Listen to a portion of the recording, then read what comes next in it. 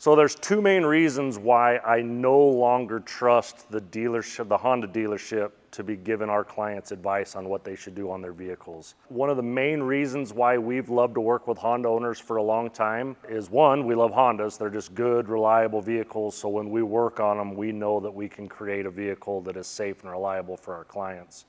The other reason why we've really loved working with Honda owners is they've been pretty well educated on what it takes to keep their vehicle reliable. So most Honda owners buy a vehicle and plan to keep it for a long time. Most Honda owners don't turn them over every few years like a lot of our European customers do. And Honda used to give really good, clear maintenance schedules, but now it's kind of become a mess. So there's two main reasons why I no longer trust the dealership, the Honda dealership, to be giving our clients advice on what they should do on their vehicles. Now I know when you go and buy a new vehicle, I just recently bought two newer Hondas. I bought a 2023 and I believe a 2022. The one behind me has 13,000 miles. The dealers in our area, I don't know about yours, but they like to sell a maintenance package. So even though I own two auto repair shops, I actually left the dealership with a maintenance package on my own Honda. So for the next 2 years when it's due for oil services, I can actually take it to the Honda dealer and get it done for free. Probably not going to do that. It's a little awkward with my Shade Tree Automotive wrap on it to be pulling up to the service drive, but who knows? Maybe we'll get busy and we'll run one by. But the number one reason why I don't trust the Honda manufacturer anymore to be giving good advice, they've moved to 10,000 mile oil change intervals. So yes, engines are more efficient. Oil, some can argue it's better, some can argue it's worse. We are seeing major problems by running 10,000 miles intervals on oil changes. I firmly believe it is not in your best interest to go 10,000 miles in between oil changes, and Honda didn't do that and make that recommendation with your engine lasting 200,000-300,000 miles in mind. We are seeing major problems with oil usage. So what happens if you leave oil in your vehicle too long? It breaks down. It's heat cycled too many times. There's a little bit of oil dilution. A little bit of fuel gets in there.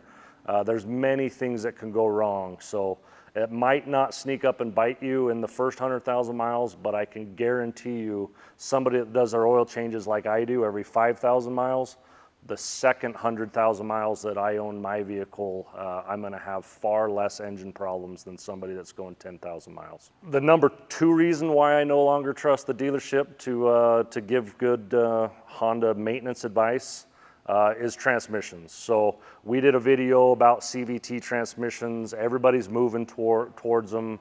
It's not the best, but there's some reasons why I won't get into now. Our local Honda dealers have multiple times in the last couple weeks told our clients that their CVT transmission fluid is lifetime fill. They're telling our clients to go the life of their vehicle and never change their transmission fluid. We're checking these fluids, including my own vehicles. I own 6 of these Hondas now. I've got 3 Civics that are I think they just turned 35,000 miles. So we just recently did our CVT, our first CVT service on all 3 of my Hondas. The fluid came out pretty dirty for 30,000 miles. So those of you that are getting advice from the Honda dealer and they're telling you to go to lifetime on your transmission fluid, I hope the lifetime for you is only about 50, 60,000 miles, because that's about the year the mileage range that we're starting to see these things fail. So once again, the number one thing you could do to make your transmission less likely to fail is to keep good quality fluid in it.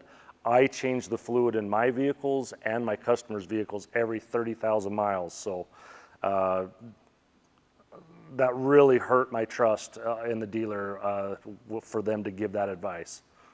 So speaking of trust, I am one that hates to speak negatively about anybody in our industry. I firmly believe that we were put here on this earth to actually leave this industry in a better place. So sorry dealers, sorry friends out there. I got many of you working at the dealers. I'm sorry to come down hard on you like this, but the one reason why I believe, consumers these days are having a hard time trusting our industry. So auto repair industry, I've been doing this 30 years. Obviously my clients, we've earned their trust over the years to where they trust my advice, but it's confusing as a consumer. So, I mean, how many of you have gone to the Honda dealer and sat there waiting in the waiting room, and you're just sitting there waiting for some young man or woman to come in and tell you you need some stuff on your car, right? And then you're always second guessing, do I really need this, or are they just trying to sell me something, right? How many people have gone to the Quickie Lube place and you're just sitting there waiting on them to come tell you you need an air filter every time you come in, or you need wiper blades that you just changed, right? I've heard story after story about this, and I've identified the number one reason why people feel that way is because our advice as an industry is all over the place. So once again, the dealer's telling you to go 10,000 miles on an oil change. I'm telling you to go 5,000. The dealer's telling you to go a lifetime on a transmission, whereas I'm telling you to change your transmission fluid every 30,000 miles. Some people recommend an air filter almost every oil change, whereas we inspect it, you know. So I get it. The advice you're getting is all over the place based on where you go. So hopefully you find a nice independent shop like ours that you can just trust and bring your vehicle to regularly so that your advice you're getting is consistent. But if not, I'm going to share with you exactly what I recommend customers do to their Hondas as far as the maintenance schedule, and that just happens to be exactly what I do. So I own 6 Hondas. The advice that I give myself is the advice I give my clients. So let's go through that. Let's go through what I do to keep my Hondas safe and reliable. There's certain things I do on my Hondas every 5,000 miles. So the number one most important thing for me to do every 5,000 miles is I have one of my Honda mechanics. They do a road test on it. They go drive it a couple miles. They're listening for weird noises. They're feeling for weird pulls. They're seeing if there's any awkward smells. They're making sure the heater feels good or the AC. They're running the wiper blades. They're just giving my car an overall test drive to see if they notice anything out of the norm. Then they bring the vehicle into the shop and they do a very thorough inspection. They open the hood and they check every fluid that is available to check. They test every fluid that's available to test. Generally, it's the coolant and the brake fluid. They test my battery.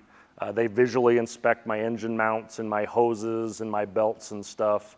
That's very important for me to have done on my vehicles every 5,000 miles. My vehicles get loaned out. So as customers bring their vehicles to me, I loan them my vehicle, and it would be awfully embarrassing for me to loan one of my vehicles to a client and have it have an issue. So it's important that my vehicles get a good, thorough inspection every 5,000 miles. And I firmly believe it's in everybody else's, including your best interest, to have somebody kind of giving their car a good once over every 5,000 miles. There's some exceptions. I mean, if you're driving 5,000 miles every couple months or something, maybe you could stretch that out. Maybe you're the client that maybe has that inspection done every other oil change or something like that. Let's talk oil. The other thing we do at 5,000 miles, I have the oil service done on my car. So it gets a road test, gets a visual inspection, gets an oil change, and it gets the tires rotated. It's very important to me that all those things get done. What happens if you go 5,010 miles on an oil service? Not a dang thing. Nothing really happens. Going 10 miles over on my oil change interval is not going to cause any problems. But if you go 10 miles too far on a belt or a hose or a tire or a brake pad, then you're coming in on a tow truck or you're causing harm to something. So that inspection, once again, is the most important thing to do every 5,000 miles. To recap, every 5,000 miles, road test, visual inspection, oil service, tire rotation. Every 5,000 miles, my cars get those religiously. The next mileage interval that I do things religiously on my vehicles is every 30,000 miles. So at 30,000 miles, we service our transmissions. So our newer Hondas are CVT, so it's very important that you service those CVT transmissions. But even my vehicles that have a traditional transmission, we service the fluid in those every 30,000 miles, regardless of what the fluid looks like. The other thing I do at 30,000 miles is I change the cabin air filter. That's a filter sits in the dash. It filters the air you breathe in the car, and the blower for the heater and the AC blows through it as well. I change that filter out every 30,000 miles. By the time you take the time to tear into it and inspect it, you might as well just change it. So that's why I do that every 30,000 miles. The last thing I do, this is just on my all-wheel drive vehicles. I have a Honda Pilot. I service the differential every 30,000 miles. That's very important on Hondas. So if you have an all-wheel drive Honda, it's very important that you service the differential and you use the proper fluid. Honda's one that you can't just put any kind of fluid in. The last interval that I follow, other than the 5,000 and the 30,000, is there's some things I do every 100,000 miles. So the spark plugs in Hondas across the board go 100,000 miles now. They're all iridium. They're great plugs. They last. But once they hit that 100,000 mile mark, it's very important to change them. They build up a little extra resistance that's harder on other parts. So it's good to replace them before you have an issue. I change on the old Hondas, back in the day, timing belts. All the timing belt, water pump components were changed every 100,000 miles. You don't see that. Most of these newer engines are timing chains that you just leave them alone until you have an issue. And then the last thing I do on my Hondas, I actually change the struts and shocks on my Hondas, and I recommend that to my clients as well. Every 100,000 miles, give or take a little bit, because it's kind of an expensive repair. So obviously if somebody's budget's tight, we'll warn them about it, and hey, in the next year you should probably do these. But my vehicles get the struts and shocks replaced every 100,000 miles to avoid funny tire wear, and it just helps with braking distance, ride, all those things. And I like to do things, I like to be proactive instead of reactive on my cars.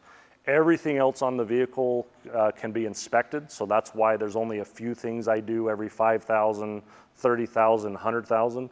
Everything else, like my air filters, my wipers, all my other fluids, I'm checking those every time that car comes in, and I'm servicing those as needed.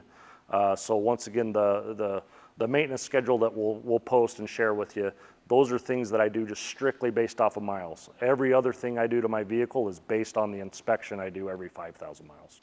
If you want to see exactly what our maintenance schedule is, we have a downloadable option on our website. So shadetreeautomotive.net, go find us there.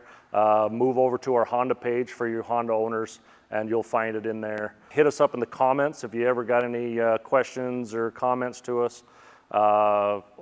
If you would do us a favor, we put a lot of effort into bringing this information to you. Give us a like and subscribe to our channel if you wouldn't mind. It really helps us.